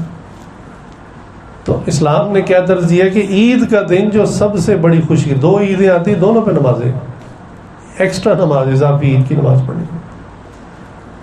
اچھا جو عموماً غمی کا دن آتا ہے ہمارے یہاں، وہ کوئی ہمارا قریبی فوت ہو جاتا ہے، کوئی عزیز رشتہ دار، والد والدہ، بہن بھائی بیوی کو فوت ہو جاتا ہے، اس غم کے وقت بھی نماز جنازہ. لو کیا سمجھایا جا رہا ہے؟ کچھ سبق ملا؟ انتہائی خوشی میں بھی نماز نہیں چھوڑنی، انتہائی غم میں بھی نماز نہیں چھوڑنی. تو ہمارے یہاں ذرا سا معاملہ بنے تو سب سے پہلے نماز چھوٹتی ہے. آپ دیکھیں گے مسجد کا پکا نمازی ہے، اچانک غائب. کیا ہوا جی؟ وہ میری یونیورسٹی کے ایگزام شروع ہوئے. بھائی ایگزام میں تو بندہ زیادہ نمازیں پڑھتا ہے. کیا ہوا جی؟ آئی صاحب آپ نہیں آ رہے، بس وہ کچھ کاروباری حالات ٹھیک نہیں ہے، بس میں کچھ اسٹریس میں ہوں، ذہنی مجھے نا کچھ وہ مرض سا لگ گیا. اچھا مان لیا آپ کو ذہنی مرض لگ گیا تو کیا خیال ہے؟ آپ کھانا چھوڑ دیا آپ نے؟ کھانا نہیں کھاتے؟ نہیں، کھانا تو 3 ٹائم کھاتا ہوں. اچھا گھر سے نکلتے دکان کے بجائے کہیں اور پہنچ جاتے ہیں؟ نہیں جی دکان پہ ہی جاتا ہوں. پھر دکان سے نکلتے ہیں واپس گھر نہیں آتے، کسی اور کے گھر میں گھس جاتے ہیں، نہیں جی اپنے ہی گھر جاتا ہوں. یعنی ہر چیز میں عقل کام کر رہی ہے. ایک دروازہ بھولا ہے تو اللہ کے گھر کا ہی دروازہ بھولا ہے، مسجد ہی آنا چھوڑ دیا. تو یہ کیا چیز ہے؟ یہ ہمارے لیے سبق ہے کہ انتہائی خوشی میں بھی نماز ہے، انتہائی غم میں بھی نماز ہے. بلکہ نبی کریم صلی اللہ علیہ وسلم کی ایک حدیث ہے اس بارے میں، آپ صلی اللہ علیہ وسلم کا ایک حکم ہی ہے کہ آپ سے فرمایا کہ اگر تمہیں کوئی کسی کی فوتگی کی خبر ملے تو خبر ملتے ہی، انسان جنازے میں تو کچھ تاخیر سے پہنچتا ہے، تو خبر ملتے ہی انسان جو ہے نا وہ 2 رکعت جو ہے نماز ادا کرے اسی وقت. اور یہ بڑی عجیب بات ہے. میرے شیخ حضرت غلام صغیر صاحب رحمۃ اللہ علیہ، حضرت ڈاکٹر صاحب کے بھی شیخ، وہ اس پر نا بہت لمبا کلام فرمایا کرتے تھے. میں نے براہ راست ان سے یہ بیان سنا، بڑا ٹیکنیکل سی بات تھی. میری عمر کچھ چھوٹی تھی لیکن جتنی بات سمجھ میں آئی بتا. وہ کہتے تھے جب کوئی بندہ فوت ہوتا ہے تو ہمارے ذہن میں جو میموری سیل ہوتے ہیں اس کی جو فائلیں ہمارے دماغ میں میموری سیلز میں ہوتی ہیں ایک بندے سے متعلق، تو کہا کہ وہ ایک دم خالی ہو جاتی ہیں. جیسے ہمیں خبر ملتی ہے فلاں بندہ فوت ہو گیا، تو اس کی ہمارے دماغ میں جو فائلیں ہوتی ہیں، جو ایک جگہ آکیوپائڈ ہوتی ہے، وہ خالی ہو جاتی ہے. فرماتے ہیں فوراً اللہ کے ذکر سے اس کو بھر لو ورنہ شیطان وساوس کے ذریعے اس کو بھر دے. یہ حضرت کا مضمون ہوتا تھا اور اس پر حضرت گھنٹوں گھنٹوں کلام کرتے تھے. بہت اس کی ڈیٹیل حضرت بیان کیا کرتے تھے. میں نے مختصر بتایا کہ ہمارے دماغ میں ہر انسان کا ایک، جیسے مثال طور پہ ایک شخص ہے خالد، سپوز آپ کو پتا ہے اچھا وہ خالد جو ہے یہ فلاں شخصیت کا نام خالد ہے، وہ وہاں رہتا ہے، اس کے بیوی ہے، بچے ہیں، فلاں کاروبار کرتا ہے، اس ایج گروپ کا ہے، یہ کھاتا ہے، وہ چیزیں پتہ ہی ہوتی ہیں انسان. تو وہ جتنی اس کی انفارمیشن ہے نا ہمارے برین سیلز میں ہوتی ہے. تو وہ کہا کرتے تھے کہ جیسے کسی بندے کی فوتگی کی اطلاع ہمیں ملتی ہے نا تو ہمارے وہ سیل خالی ہوتے ہیں، تو فوراً اس کو ذکر اللہ سے بھر لو. آپ صلی اللہ علیہ وسلم نے بھی یہی فرمایا کہ جیسی کسی کی خبر ملے فوتگی کی تو آپ 2 رکعت، اگر مکروہ وقت نہیں ہے تو 2 رکعت نماز ادا کریں. نہیں اللہ کی یاد میں لگ جائیں، اللہ تعالیٰ ایک تو اس غم کو بھی ہلکا کر دیں گے، وہ جو انسان حال و بحال ہو جاتا ہے وہ نہیں ہوگا، اور شیطان بھی جو ہے نا اس وقت میں اپنا کام نہیں کر سکے گا. لہٰذا ایسا ہی ہوتا ہے کسی قریبی، بہت قریبی کی وفات ہو جائے اور انسان اللہ کی طرف متوجہ نہ ہو تو لوگ بعض کا خودکشی کر لیتے ہیں، بعض کا بالکل آپے سے باہر ہو جاتے ہیں، یا اتنا مینٹل ٹراما کہ پاگل ہو جاتے ہیں. یہ سب تب ہوتا ہے جب انسان اپنے دل دماغ کو اللہ کے حوالے نہ کرے اور شیطان کو اپنا کام کرنے کا موقع دے، یہ تب ہوتا ہے. تو دین اسلام جو ہے اس نے ہمیں یہ تعلیم دی کہ بڑی سے بڑی خوشی میں بھی اللہ کو اور نماز کو یاد رکھو، بڑے سے بڑے غم میں بھی اللہ کو اور نماز کو یاد رکھو. تو یہ دنیا دارالامتحان ہے، یہ آرام گاہ نہیں ہے. آرام کی جگہ قبر ہے. وہ بھی اس کو ملے گا آرام کہ جس نے اس امتحان گاہ میں اچھا پرفارم کیا ہوگا، اچھا پیپر حل کیا ہوگا، اس کو آرام ملے گا. ورنہ قبر میں بھی آرام نہیں ہوگا، وہاں بھی پٹائی ہوگی. اور آخرت انعام گاہ ہے، وہاں پر پھر ریوارڈ ملے گا، اور یا تو انعام ملے گا اور یا پھر اس کو اس کی سزا ملے گی. تو مضمون جو شروع کیا تھا، بات جو عرض کی تھی وہ یہ کی تھی کہ دنیا امتحان گاہ ہے. ہم اس کو جنت بنانے میں لگے ہوئے ہیں. کبھی جنت نہیں بنے گی، آج تک کسی کے لیے نہیں بن سکی. اور جو ہمیں نظر آتا ہے کسی نے جنت بنا لی، وہ جنت کو چھوڑ کے چلا جاتا ہے. ایسا تاریخ میں ایک بادشاہ گزرا ہے جس نے اپنے وقت کے علماء سے کہا کہ تم خدا کی بات کرتے ہو اور خدا جو ہے خوش ہو کے جنت دے گا، وہ جنت کیسی ہے مجھے بیان کرو. علماء نے جب اس کو بتایا، اس نے بہت ڈیٹیل مانگی، مجھے تفصیل سے بتاؤ جنت میں کیا کیا ہوگا، وہاں کے محل کیسے ہوں گے، وہاں کے نہریں چشمے کیسی ہوں گی، باغات کیسے ہوں گے، وہاں کے درخت کیسے ہوں گے، در و دیوار کیسی ہوگی. بہت ڈیٹیل مانگی اس نے. اور پھر اس نے اپنے زمانے میں جتنے ماہر ترین انجینئر تھے اکٹھے کیے، اس نے کہا مجھے یہ بنا کر دو. لہٰذا کئی 100 سال لگ گئے اس کو بننے میں، اور تعمیر ہوتی رہی. اور اس نے یہی کہا تھا کہ میں سرپرائزنگلی جا کے دیکھوں گا. اس نے دیکھی نہیں جا کے، اس نے کہا میں جا کے دیکھوں گا. اور بس وہ انجینئرز آ کے رپورٹ دیتے کہ جناب محل بن گئے اور فلاں بن گیا اور نہریں چل پڑی. یعنی جو کچھ اس نے علماء سے سنا تھا کہ جنت میں ہوگا، وہ اس نے اس دنیا میں وہ بنا دیا. تو میں کہہ رہا تھا کہ دنیا جنت نہیں بن سکتی، نہ آج تک کسی کے لیے بنی ہے. اس کی یہ بظاہر جو جنت تیار ہوئی تو اس کو دیکھنے کے لیے نکلا، اپنے لباس میں سے بہترین لباس منگایا، زیب تن کیا، اپنا لشکر اپنی فوج ساتھ لی، بڑی شان کے ساتھ جو ہے وہ اس کی طرف بڑھا. اور اللہ کی شان جیسے ہی اس جنت کے بالکل عین دروازے میں پہنچا، اس کی موت کا وقت آ گیا، اندر نہیں جا سکا، وہیں گھوڑے سے گرا اور مر گیا. خیر اللہ نے اس کی جو بنائی ہوئی جنت تھی اس کو چھپا دیا. کیا وجہ بنی، کیا حالات بنے. ایک روایت آتی ہے، اس میں کچھ ذوق بھی ہے. بہرحال ایک روایت آتی ہے کہ ایک صحابی وہاں تک پہنچ گئے تھے. وہ ان کا اونٹ کچھ بدکا بھاگا ایک طرف جنگل میں، اس کی تلاش میں نکلے تو ایسی جگہ پہنچ گئے. تو انہوں نے دیکھا کہ وہاں پر اس قسم کے ہیرے جواہرات پڑے اور عجیب سی ایک جگہ ہے دنیا میں جنت نما. تو پھر وہ انہوں نے وہاں سے کوئی ہیرا وغیرہ بھی غالباً نشانی کے طور پہ اٹھایا. خیر، تو دنیا ہماری جنت نہیں بن سکتی، ہم جتنی بھی کوشش کر لیں، جتنی بھی کوشش کر لیں. ہاں، ہم ایک مسئلے کو حل کر سکتے ہیں، ایک مسئلہ حل ہو جائے گا، لیکن دوسرا مسئلہ نکل آئے. اگر یہ سوچنا شروع کر دیں کہ ہم سارے مسئلے 100% حل کر کے دنیا میں پرسکون زندگی گزار لیں گے، یہ ہماری غلط فہمی. اللہ. لہذا جس کام کے لیے ہمیں یہاں بھیجا گیا، ہمیں چاہیے ہم اسی کام میں مشغول ہیں، اور وہ یہ ہے کہ ہم آخرت کی تیاری کریں. ہم اس امتحان گاہ کے اندر ہر وقت واچ کیے جا رہے ہیں، ہر سیکنڈ ہر لمحہ دیکھے جا رہے ہیں. آپ نے دیکھا نا جو یہ سائنٹیفک لیبز ہوتی ہیں، تو یہاں پر جیسے میڈیسن، کوئی نئی میڈیسن پہ ریسرچ ہو رہی ہو، تو وہ کیا کرتے ہیں کہ بعض جانوروں کو، اکثر چوہوں کو، وہ میڈیسن دیتے، نئی میڈیسن، اور اس کے بعد ان کو چھوڑ دیتے. وہ جو کر رہے ہیں انہیں کرنے دیتے ہیں، لیکن ان کو بہت غور سے واچ کرتے ہیں، ان کو ڈسٹرب نہیں کرتے. جو وہ کرنا چاہ رہے ہیں کرنا، لیکن ان کو دیکھتے رہتے ہیں.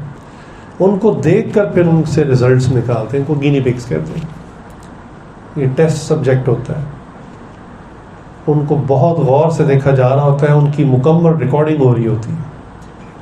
حالانکہ وہ اپنی ایک عام زندگی گزار رہا ہوتا ہے، کھا پی رہا ہوتا ہے، رہ رہا ہوتا ہے، سب کچھ کر رہا ہوتا ہے. بالکل اسی طرح اللہ رب العزت نے ہمیں اس دنیا کے اندر انڈر آبزرویشن رکھا ہوا. ہم اپنی طرف سے زندگی گزار رہے ہیں، کھا پی رہے ہیں، گھر بنا رہے ہیں، نوکریاں کر رہے ہیں، نوٹ کٹے کر رہے ہیں، شادیاں کر رہے ہیں، بچوں کے معاملات میں لگے ہوئے ہیں، لیکن ہر چیز کو واچ کیا جا رہا ہے. ہم 100% انڈر آبزرویشن، اور ہماری ایک چیز بھی ایسی نہیں ہے جو ریکارڈ نہ ہو. ایک چیز بھی ایسی نہیں. حتیٰ کہ قرآن کریم کی ایک آیت اتری جس پر صحابہ رو پڑے اور سجدوں میں گر گئے کہ انسان کی جو سوچ ہوتی ہے، جو دل دماغ میں خیالات آتے ہیں، ان کا بھی احتساب ہوگا. اللہ اکبر. صحابہ کی چیخیں نکل گئی. ان کا یا رسول اللہ، یہ کیسے ممکن ہے؟ آپ نے کہا حج کریں، ہم نے حج کر لیا، ممکن ہے. آپ نے کہا جہاد کریں، ہم نے اپنی جانیں پیش کر دی، جہاد پہ نکل پڑے. آپ نے کہا صدقہ خیرات دیں، ہم اس کے لیے تیار ہو گئے. اب اپنی سوچوں کو کیسے؟ تو آپ صلی اللہ علیہ وسلم نے بھی دعا فرمائی. شکر ہے وہ اس آیت کا جو حکم تھا یہ پھر بالآخر منسوخ ہو گیا. تو اللہ نے فرمایا کہ جب تک اپنی سوچ پر انسان عمل نہیں کرے گا تب تک مواخذہ نہیں ہوگا. اللہ. ورنہ جو ہماری سوچیں ہیں اگر صرف انہی پر پکڑ ہو جائے تو میرا خیال ہے اتنا ہی کافی ہے ہمیں پکڑنے کے لیے. باقی اعمال تو ایک طرف ہے. جو کچھ کر پاتے ہیں وہ تو ایک طرف ہے، جو سوچتے ہیں اگر صرف اس میں مواخذہ ہو جائے تو شاید ہی مسلمانوں میں سے کوئی شخص جنت میں جا سکے. لہٰذا اس نئے سال کا جو پیغام ہے وہ ہمیشہ ہمیں سامنے رکھنا چاہیے کہ ہم نے زندگی کا ایک سال ضائع کر دیا، جو اعمال کرنے چاہیے تھے وہ نہ کر سکے، دوسرے کاموں میں مشغول رہے. بعض دوست مجھ سے مشورہ بھی کرتے ہیں کہ حضرت ایک جاب ہے، گزارا ہو رہا ہے، اب کچھ اضافی ٹائم ہے، ہم سوچ رہے ہیں ایک اور جاب کر لیں. عاجز کہتا بھی دیکھو اللہ نے عافیت کی روزی دے دی ہے، جنت تو تمہاری بننی نہیں ہے، 2 چھوڑو 4 نوکریاں بھی کر لو گے تو نہیں بن سکے گی، کیونکہ دنیا تو نہ رہنے کی جگہ ہے نہ ہی جنت بنے گی. اللہ نے عافیت کی روزی دے دی ہے تو باقی وقت اللہ نہ کرنے میں گزارا. انسان کچھ وقت ذکر عبادت کے لیے اپنے آپ کو فارغ کرے، اللہ نے مہلت دی ہوئی. اور مصروف ہونے میں کیا مسئلہ ہے؟ لوگ تو فضولیات چیزیں دیکھنے میں مصروف ہو جاتے ہیں، ٹائم وقت سارا ضائع ہو جاتا ہے. چنانچہ ہم اپنا احتساب کریں کہ ایک سال ہم نے زندگی کا ضائع کر دیا، آئندہ سال ہم نے کیسا گزارنا ہے. میں اکثر کہا کرتا ہوں کہ ہر کام پلاننگ سے شروع ہوتا ہے، یا سادہ لفظ سمجھو نیت سے شروع ہوتا ہے. آپ جس کام کی نیت کرتے ہیں نا وجود اسی کو ملتا ہے، جس کام کی نیت نہ کریں وہ کام نہیں ہوتا. ہمارے حضرت صاحب ایک مرتبہ حضرت شیخ ذوالفقار نقشبندی صاحب کی بات کر رہا ہوں، ایک دفعہ امریکہ گئے، اپنا واقعہ خود بتاتے ہیں. کہہ لیں گے مجھے چونکہ میں کمپنی کی طرف سے گیا تھا تو آگے ایئرپورٹ پہ بندہ بھی لینے آیا ہوا تھا ادارے کی طرف سے. کہہ لیں گے اس نے مجھے ریسیو کیا، گاڑی میں بٹھایا اور ہم جو ہوٹل تھا اس طرف چل پڑے. اب وہ اپنی طرف سے ہاسپٹیلٹی میں، مہمان نوازی میں، اس نے کہا یہ پہلی مرتبہ آئے ہیں تو اچھا یہ فلاں بلڈنگ ہے، یہ فلاں بلڈنگ. کہنا میں اپنے کام میں لگا تھا، تو ذکر میں لگے ہوئے تھے. اور نیک آدمی تو ایسی وجہ کہ ویسی نظروں کی حفاظ کرتا ہے. تو بہرحال وہ اپنا بتائی جا رہا، تو غیر مسلم تھا، وہ تو گورا تھا. اب وہ بتا رہا ہے یہ فلاں بلڈنگ ہے، فلاں بلڈنگ. تو ایک جگہ سے گزرے تو ایک بلڈنگ کی طرف اس نے اشارہ کیا، اس نے کہا یہ جو پلازا آپ دیکھ رہے ہیں نا، یہ امریکہ کی سب سے مہنگی مارکیٹ ہے. یہ اتنا مہنگا شاپنگ پلازا ہے کہ ہم امریکن بھی یہاں جاتے ہوئے سوچتے ہیں کہ یہاں جانا بھی ہے کہ نہیں. یہاں پریزیڈنسی لیول کے لوگ آتے ہیں، یعنی صدر وزیر قسم کے لوگ ہیں نا، وہ جا کے شاپنگ کرتے ہیں، اتنا مہنگا ہی. تو کہہ لیں گے جب اس نے بات کی تو فرمایا کہ بھئی مجھے اس سے فرق نہیں پڑتا، it doesn't matter to me. وہ بڑا حیران ہوں. اس نے کہا اچھا یہ بندہ کون ہے بھائی، اتنا پیسہ ہے اس کے پاس کہ یہ میں بتا رہا ہوں کہ صدر وزیر جا کے خریداری کرتے ہیں اور یہ کہتا مجھے اس سے فرق نہیں پڑتا. بڑا حیران ہوں. کہتے ریئلی؟ کہتے یس ریئلی. تو کہتے جب وہ تھوڑی دیر زیادہ پریشان ہے اس کو، پھر میں نے کہا مجھے اس لیے فرق نہیں پڑتا کہ میں نے یہاں سے خریدنے کا ارادہ ہی نہیں کیا. جب میں نے یہاں جانے کا خریدنے کا کچھ ارادہ ہی نہیں کیا تو مجھے اس سے کیا فرق پڑتا ہے کتنے کا. تو اصول سمجھیں اس بات سے کہ کوئی کام بھی شروع ہوتا ہے تو وہ نیت سے ہوتا ہے. آپ نے کام کی اگر نیت ہی نہیں کی اس کام کو کبھی وجود نہیں ملے گا. مثلا اس سال حج ہوا ماشاءاللہ، جتنے بھی لوگ گئے ہیں آپ کسی ایک سے پوچھ لیں کہ آپ گھر میں سو رہے تھے اور سوتے سوتے اچانک فلائٹ لگ گئی، ویزا بھی لگ گیا، پاسپورٹ بھی ہو گیا اور آپ اٹھ کے حج کر کے واپس بھی تشریف لے آئے. وہ کہے گا نہیں جناب سب سے پہلے نیت کی تھی، میری تو کئی سال سے نیت تھی. پھر میرا پاسپورٹ نہیں تھا، میں نے پاسپورٹ بنوایا، پھر میں نے ویزا لگوایا، پھر میں نے ریال اکٹھے کیے، کچھ کپڑے وغیرہ ارینج کیے، سارا بڑا طریقہ تھا میرا جانے کا. لیکن کام شروع کہاں سے ہوا تھا؟ نیت سے. تو جس کام کی انسان نیت کر لیتا ہے پھر اگلا سٹیپ ہے کہ اس کو عملاً وجود ملے گا نہیں ملے گا، وہ اگلا سٹیپ. پہلا سٹیپ نیت ہے. اور اگر بندہ نیت ہی نہیں کرے گا تو سوال ہی پیدا نہیں ہوتا وہ کام ہو سکے. تو گزارش یہ کرنی تھی کہ ایک سال تو ہمارا ضائع ہو گیا، اب آئندہ سال کے لیے ہم نیتیں کریں، خود اپنے آپ سے نیتیں کریں، اپنے نفس کے ساتھ کچھ شیک ہینڈ کریں کہ ہاں بھی ٹھیک ہے تمہاری اتنی مانتا ہوں، تم بھی کچھ انسان بنو نا، ذرا میری بات بھی بنو کہ اب ہم نے یہ کام کرنے، اس کو سمجھائیں. اس میں یہ جن نیک اعمال کا میں نے تذکرہ کیا ان کو کریں. زندگی میں جو فرائض رہ گئے نا، سب سے پہلا ٹارگٹ وہی ہے، اس کو پورا کریں، کیونکہ فرض کہتے ہی اس کو ہیں کہ جب تک وہ ادا نہیں ہوگا وہ ذمہ واجب رہے گا۔ اس کی سادہ مثال ویسے دینی تو نہیں چاہیے چونکہ عبادت کے ساتھ یہ ملتی نہیں، لیکن مثال کے طور پہ آپ نے کسی سے 1 لاکھ روپے پکڑا تھا، اب کچھ بھی کر لیں جب تک اس کو لاکھ روپے واپس نہیں کریں گے نا، یہ آپ کے ذمہ واجب رہے گا۔ میں نے اس لیے کہا یہ مثال درست نہیں کہ وہ لوگ مار بھی لیتے، نہیں دیتے واپس، لیکن عبادت میں ایسا نہیں ہے۔ زندگی کی جو فرض نمازیں رہ گئیں وہ قضا کرنی پڑیں گی، وہ ادا نہیں ہو جائیں گی۔ زندگی کے جو فرض روزے رہ گئے وہ لوٹانے پڑیں گے۔ آسان طریقہ یہ ہے، دونوں کا بتا دیتا ہوں۔ فرض نماز، اب جیسے بعض لوگ کہتے بھی ہیں، پوچھتے ہیں کہ ہم نے تو پتہ نہیں زندگی میں کتنی سال نمازیں نہیں پڑھی گی، کیا کریں؟ یعنی اللہ نے ابھی ہدایت دی، ہم تھوڑا عرصہ ہوا مسلمان ہوئے، اس سے پہلے تو نماز پڑھتے ہی نہیں تھے۔ تو میں اس کو کہتا ہوں دیکھو اس کا ایک اصول ہے، ایک سادہ سا۔ اب آپ جو اتنا پریشان ہو رہے ہو کہ مجھے پتہ ہی نہیں کتنی نمازیں رہتی ہیں، میں نے کہا یہ شیطان ہے، وہ چاہتا ہے کہ اب آپ نے فرائض پورے نہ کریں۔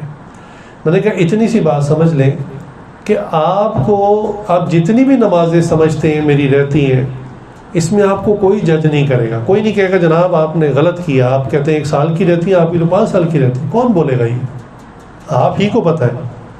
لہٰذا ہر انسان اتنا ہی مکلف ہے جتنی اللہ نے اس کو عقل دی، جتنی آپ کی میموری ہے نا، اس میموری کے مطابق، یادداشت کے مطابق، جتنی آپ کی سمجھ کے مطابق نمازیں رہتی ہیں اتنی آپ ادا کر لیں، باقی بھی استغفار کر لیں اگر کوئی ہے اس کے علاوہ۔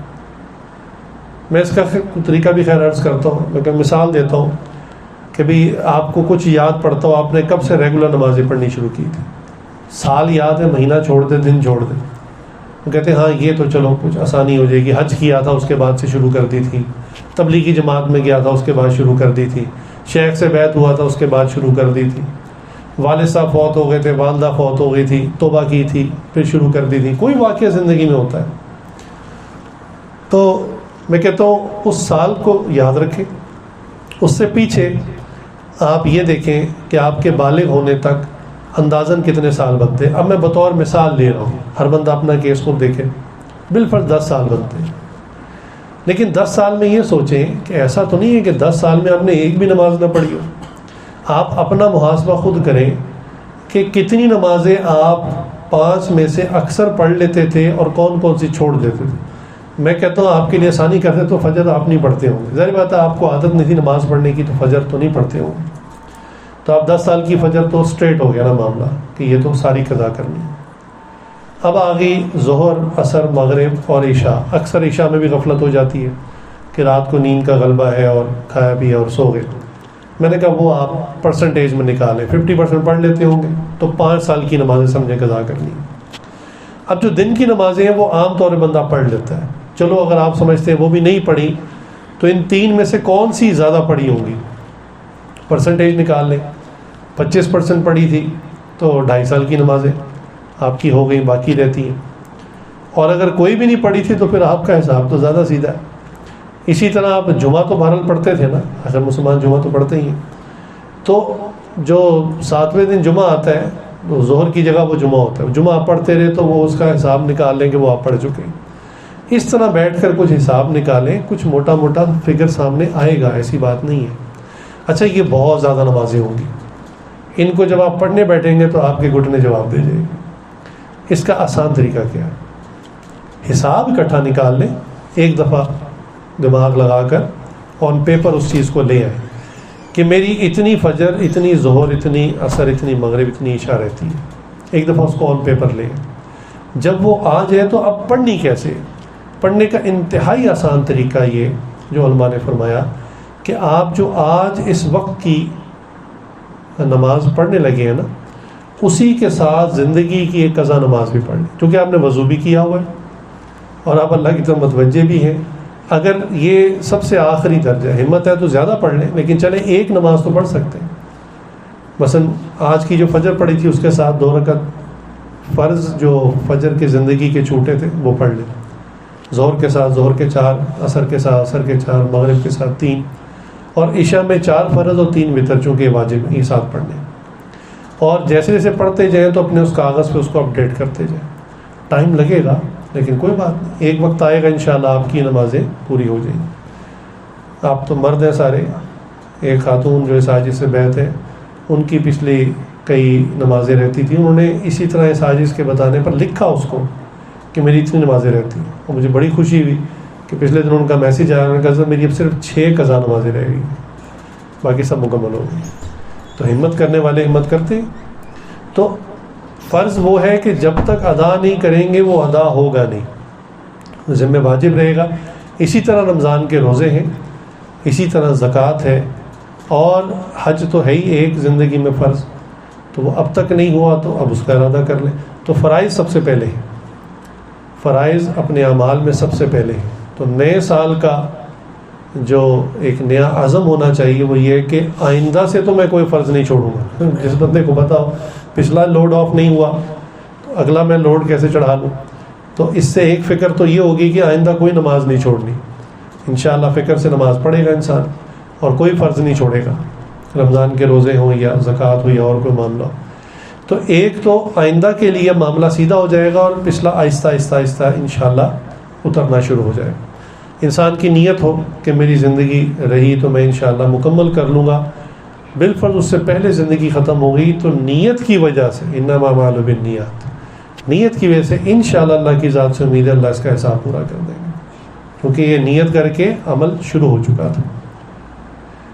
تو نئے سال کے لیے سب سے پہلے. دوسری بات یہ کہ سنت جو ہے نبی کریم صلی اللہ علیہ وسلم کی مبارک جو زندگی ہے, اور آپ صلی اللہ علیہ وسلم کا ایسا عمل جو آپ نے ساری زندگی کیا اور وصال تک آپ صلی اللہ علیہ وسلم اس پر قائم رہے, اس کو سنت کہتے ہیں. اس کو زندگی میں ڈالیں. یہ لفظ تو ایک چھوٹا سا ہے سنت, لیکن یہ پورا ایک لائف سٹائل ہے. جیسے کہتے ہیں نا جی ہمارا لائف سٹائل ڈیفرنٹ ہے, تو یہ بھی ایک ڈیفرنٹ لائف سٹائل ہے اور بڑا خوبصورت لائف سٹائل. اور میں تو کہتا ہوں کہ اللہ اکبر, آج سائنس کی ریسرچ گھوم پھر کے سنت پر واپس آ رہی ہے. سائنس والے ریسرچ کر کے بالآخر سنت کے دروازے پہ پہنچ رہے ہیں کہ یہی طریقہ, یہی کھانا پینا, یہی سونا, یہی لباس سب سے بہترین ہے. اللہ, کتنی چیزیں سائنٹیفکلی پروو ہو چکی ہیں سنت کی, اور جو لوگ سائنٹیفکلی مان رہے ہیں وہ عمل کر رہے ہیں سنت پہ, اور جو پکے مسلمان ہیں وہ سنت کو چھوڑ کر دوسروں کے طریقوں پہ عمل کر رہے ہیں. اللہ, آج پوری دنیا دانتوں کی صفائی پہ کتنا زور دیتی ہے. 1400 سال پہلے نبی کریم صلی اللہ علیہ وسلم نے مسواک کی سنت جو ہے وہ ہمیں بتائی, پھر اس کا اہتمام بتایا. پھر وہ حدیث جو آپ سنتے ہیں کہ اتنی کثرت سے جبرائیل نے مجھے اس کی تاکید کی کہ مجھے یعنی یہ ہوا کہ ایسا نہ ہو کہ جبڑے ہی جو ہے وہ زخمی ہو جائے, اتنی زیادہ تاکید کی. اور سنت اعظم کی تو ہر نماز کے ساتھ تھی. بہرحال اس میں امام صاحب کا مسلک تو یہ, وہ فرماتے ہیں کہ جس وضو کے ساتھ آپ نے مسواک کر لی اس وضو سے آپ جتنی نمازیں پڑھیں گے انشاءاللہ مسواک کا ہی ثواب ملے گا, کیونکہ مسواک کے ساتھ نماز پڑھنے کا اجر بڑھ جاتا ہے. تو یہ ایک سنت ہے. اور آج جو ہے وہ بیماریوں کے اوپر ریسرچ ہو رہی ہے کہ جی بیماریوں کا جو گھر ہے وہ معدہ ہے, اور معدے میں بیماری پہنچتی ہے دانتوں کے ذریعے. تو منہ کو صاف رکھیں جی, آج ہر بندہ کہہ رہا ہے منہ کو صاف رکھیں, ہر دوسرا ڈاکٹر اٹھ کے کہتا ہے منہ صاف رکھیں. تو رسول اللہ صلی اللہ علیہ وسلم نے 1400 سال پہلے ہی بات فرمائی منہ صاف رکھیں. آپ صلی اللہ علیہ وسلم کی خلال کرنے کی ایک سنت ہے جس کو ہم کہتے ہیں ٹوتھ پک یوز کرنا, کہ کھانا کھانے کے بعد نبی کریم صلی اللہ علیہ وسلم کی سنت مبارکہ تھی کہ وہ تنکے سے جو ہے وہ دانتوں کے اندر جیسے کوئی چیز پھنس جاتی ہے تو اس کو نکال لیا کرتے تھے. کیونکہ اب سائنس نے کہا کہ بھئی وہ جو چھوٹے چھوٹے پارٹیکل یا گوشت کے ٹکڑے دانتوں میں رہ جاتے ہیں تو وہ وہاں پر رہ کر پھر گلتے ہیں, سڑتے ہیں, اس میں بیکٹیریا پیدا ہوتے ہیں, وہ بیماری ہوتی ہے.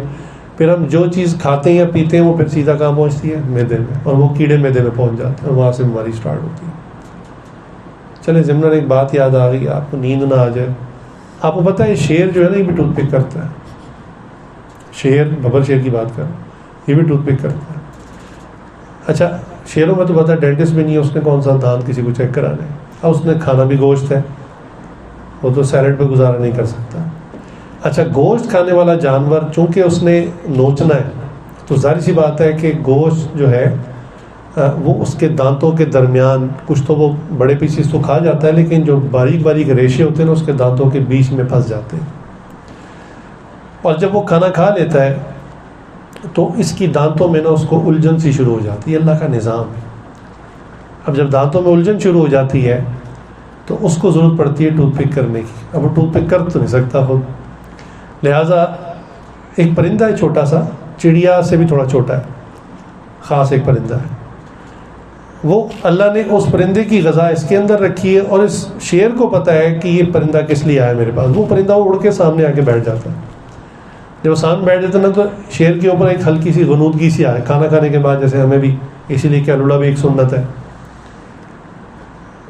پھر اگلی بات شروع ہو جائے گی، چلے پہلے مکمل کر لیتے کہ اس پہ غنودگی سی آ جاتی ہے اور وہ اپنا منہ کھول دیتا ہے، وہ چڑیا کو دیکھتا ہے منہ کھول دیتا ہے، وہ چڑیا اڑتی اڑتی آتی ہے اس کے منہ کے اندر چلی جاتی ہے، حالانکہ یہ چڑیا خود بھی گوشت کا ایک پیس ہے، اگر وہ شیر منہ بند کر لے تو یہ بھی غذا بن جائے گی، لیکن اس کو پتہ ہے کہ یہ کس لیے آئی ہے، یہ میری ڈاکٹر ہے، لہٰذا اس کی بڑی باریک سی چونچ ہوتی ہے، وہ اس کے منہ میں بیٹھ کے دانتوں میں سے وہ جو باریک باریک نرم نرم گوشت ہوتا ہے وہ نکالتی ہے اور وہ کھاتی ہے، اور وہ اللہ نے اس کی غذا رکھی اور وہ ٹوٹل صفائی کر دیتی ہے اور ٹوٹ جاتی ہے۔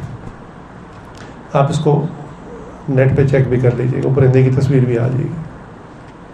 اللہ، تو یہ نبی کریم صلی اللہ علیہ وسلم کی سنت ہے حلال کرنا، اور ہم نہیں کریں گے تو بیماری، یعنی کریں گے تو ایک ظاہری فائدہ، دان صاف ہوں گے، معدہ بچے گا بیماریوں سے، اور آخرت کا ثواب الگ ہے، جنت الگ ملے گی، دنیا کا فائدہ الگ ہوگا۔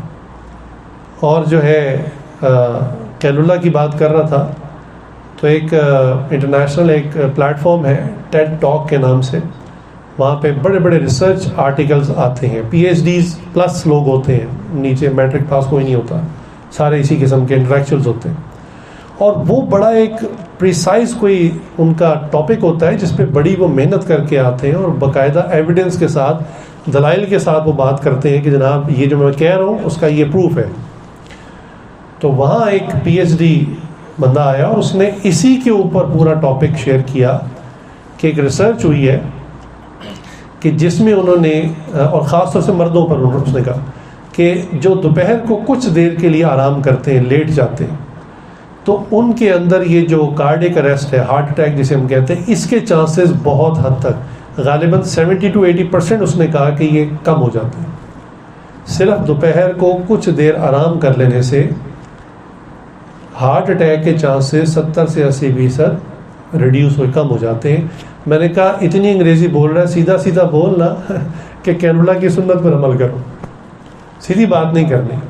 خیر وہ تو غیر مسلم تھا، تو میں مضمون کو لمبا نہیں کرنا چاہ رہا، بات کو کلوز کرنا چاہ رہا ہوں، صرف اشارتاً یہ دو باتیں کر دیں کہ سنت، آپ کسی سنت کے اوپر بات کر لیں، کوئی ایک سنت بتا دیں جس کا انسان کو ظاہراً نقصان ہو، وہ بتا دیں، میں فائدے کی بات بعد میں کروں گا۔ کوئی ایک سنت بتائیں کہ جناب میں بتاتا ہوں فلاں سنت ہے، آپ اس میں عمل کرتے ہیں، اس کا جسمانی نقصان ہوتا ہے، مجھے بتائیں، کھلا وقت ہے، بے شک جا کے ریسرچ کر لیں، اسٹڈی کر لیں، پھر آ جائیں، اگلی دفعہ بتا دیں مجھے۔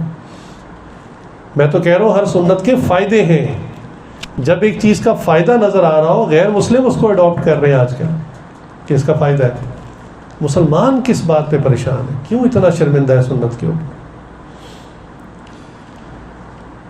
یہ نقلی تیل کھا کھا کے اور چھنے ہوئے آٹے کی باریک پتلی چپاتی کھا کھا کے نا، اب دنیا پھر لوٹ رہی ہے، نہیں جی وہ انچھنا آٹا کھائیں، چوکر ڈال کے کھائیں، اور اس کے بسکٹس علیحدہ، ویٹ کے بسکٹس بنائے جا رہے ہیں جس میں چوکر فائبر کی تعداد کو بڑھایا گیا، کہتے ہیں ڈائبٹیز والوں کے لیے بڑے اچھے ہیں۔ گھما پھرا کے کیوں بات کرتے ہیں؟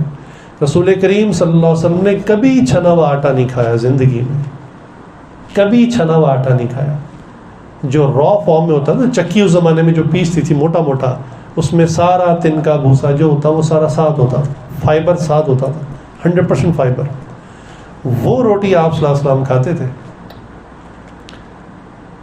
آج کل آپ نے ایک لفظ اور سنا ہوگا جی، organic food, organic oil organic دیسی گھی. آرگینک کیا ہوتا ہے؟ خالص دیسی چیز کو آرگینک کہتے ہیں. اور رسول اللہ صلی اللہ علیہ وسلم نے تو کوئی آرٹیفیشیل چیز کبھی استعمال ہی نہیں کی. تھوڑا استعمال کرتے تھے جو میسر ہوتا ہے استعمال, لیکن ہوتی خالص تھی. تو آج دنیا گھوم پھر کے لوٹ رہی ہے دوبارہ سنت کی طرف. تو ہم ارادہ کریں کہ پچھلے سال تو بہت ساری سنتیں رہ گئیں, ٹوٹ گئیں, چاہے وہ کھانے پینے کی تھی, سونے کی تھی, لباس کی تھی, چہرے پر رسول اللہ صلی اللہ علیہ وسلم کی مبارک شبی کی تھی, ٹوپی کی تھی, امامے کی تھی, اور بہت ساری سنتیں رہ گئیں. اس سال انشاءاللہ سنتوں کو پورا کریں. تو نئے سال کا پیغام یہ ہے کہ اعمال کے اعتبار سے ہم کچھ نئی نیتیں کریں.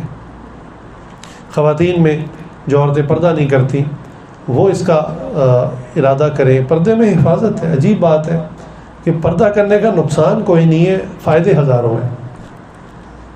ہمارے ایک دوست نے کہنے لگا غیر مسلم جو باہر کے ملک میں خواتین ہیں, چونکہ اسلام اتنی تیزی سے پھیل رہا ہے, کئی غیر مسلم خواتین نے پردہ شروع کر دی. کلمہ نہیں پڑھا ابھی, لیکن انہوں نے پردہ کرنا شروع کر دی. وہ کہتی ہیں تو پروٹیکشن ہے ہماری, ہر غیر آدمی ہمیں دیکھ رہا ہے, کیوں دیکھ رہا ہے ابھی؟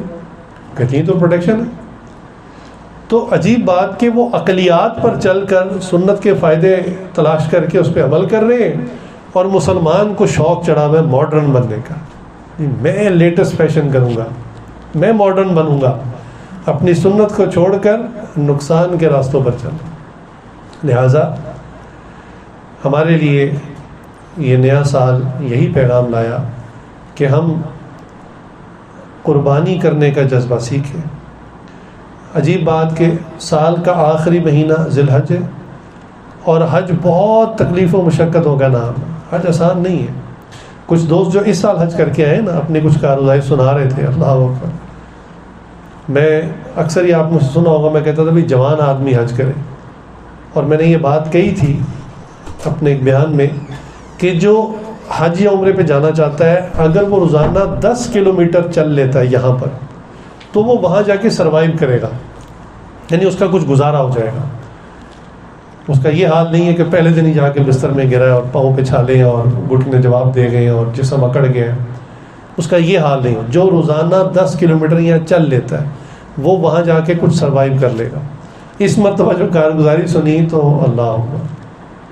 میرے ایک عزیز انہوں نے کہا کہ وہ مینا میں کچھ ایسا معاملہ بن گیا, رش بہت زیادہ تھا ماشاءاللہ. اس مرتبہ کہہ رہے ہیں تاریخ کا سب سے بڑا حج تھا, بہت بڑی تعداد تھی. آپ بھی کنفرم کرتے ہیں, سب سے بڑی تعداد تھی. تو کہنے لگے وہ ایسا معاملہ بن گیا, ایک ایسا رش آ گیا. اب جو انہوں نے بات کہی ہے میں مینوان کوٹ کر دیتے چونکہ میں وہاں نہیں تھا.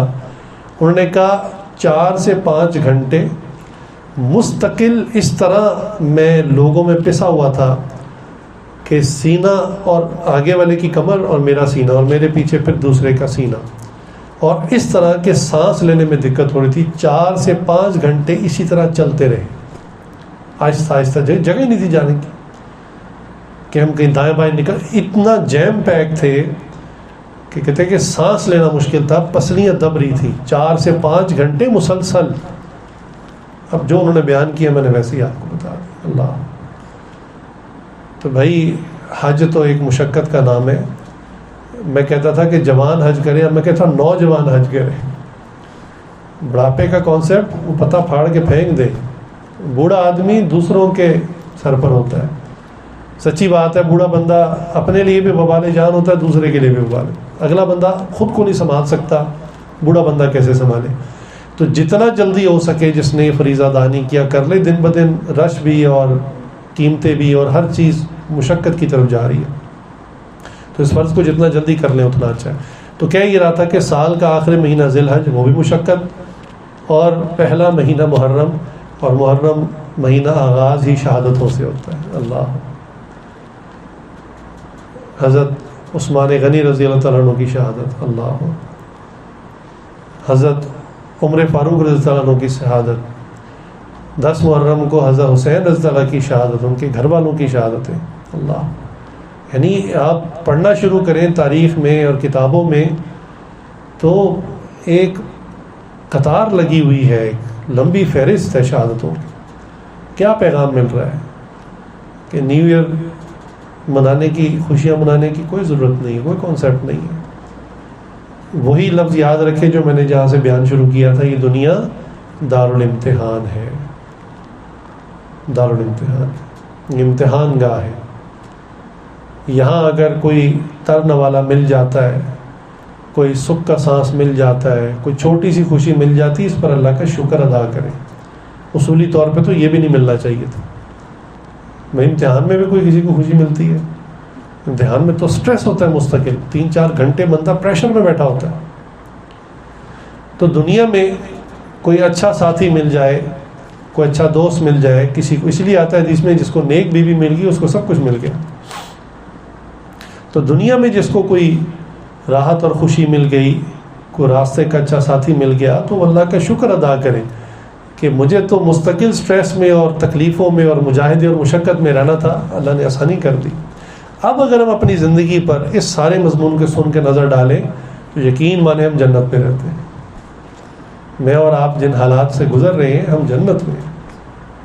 ہم پر تو وہ مشقت مجاہدے آئے نہیں جو صحابہ نے اٹھا لیے. تو ان کی زندگیوں اور ان کی شہادتوں پر رونے پیٹنے کے بجائے ان کی زندگیوں سے سبق سیکھیں کہ ان کے اعمال کیا تھے، کہ جان دے دی لیکن اپنے موقف کو نہیں چھوڑا، سنت کو نہیں چھوڑا، نماز کو نہیں چھوڑا، صبر کو نہیں چھوڑا، حلم کو نہیں چھوڑا، برداشت کو نہیں چھوڑا، جان دے دی. حضرت عثمان رضی اللہ عنہ کی شہادت بڑی عجیب ہے، ویسے بہت عجیب ہے. بڑوں میں سے کسی نے کلام کیا، میری تو اتنی جرت نہیں ہے، بڑوں نے کلام کیا ہے. انہوں نے کہا حضرت حسین رضی اللہ عنہ کی شہادت بھی بہت بڑی، لیکن ان کو تو گھیرے میں لایا گیا تھا، ایسی سچویشن بنا دی گئی تھی اور پھر شہادت ہو گئی. حضرت عثمان رضی اللہ عنہ کی شہادت ایسی تھی کہ انہوں نے اس کو خود اختیار کیا تھا. اللہ، صحابہ کہہ رہے ہیں کہ منافقین آ چکے ہیں مدینہ منورہ میں، آپ بس ایک اشارہ کریں، چونکہ خلیفہ وقت ہے، امیر المومنین ہے، بس آپ کا اشارہ چاہیے اور ہم ان کی گردنیں اڑا دیں. تو کہا کہ نہیں، میری وجہ سے مدینہ کی گلیوں میں کسی کا ایک خون کا قطرہ بہہ جائے یہ میں برداشت نہیں کرتا. تو کہا حضرت پھر یہ تو جس طرف بڑھ رہے ہیں دن بدن، ہر روز ان کی بغاوت بڑھ رہی ہے، تو انجام تو نظر آ رہا ہے ہمیں. تو کہا کہ تم بالکل فکر نہ کرو. حج کے دن شروع ہو گئے، تو کہا سب حج پہ چلے جاؤ. انہوں نے کہا حضرت پیچھے سارے منافقین ہیں، شہید کر دیں گے آپ کو. انہوں نے کہا میری فکر چھوڑو، جاؤ تم حج کرو. سب کو حج پہ بھیج دیا. اللہ، ایک آپشن اور تھی ان کے پاس، چونکہ منافقین کا دعویٰ اور اعلان یہ تھا کہ آپ خلافت چھوڑ دیں. تو صحابہ چونکہ رائے دے رہے تھے، مشورہ دے رہے تھے، تو عثمان رضی اللہ عنہ نے کہا کہ مجھے نبی کریم صلی اللہ علیہ وسلم نے بہت پہلے، کئی سال پہلے ایک اشارہ فرما دیا تھا، ایک بات فرما دی تھی، اور وہ بات جو آپ نے اتنے سال پہلے مجھے کہی تھی آج مجھے فائدہ دے رہی. کہا کیا؟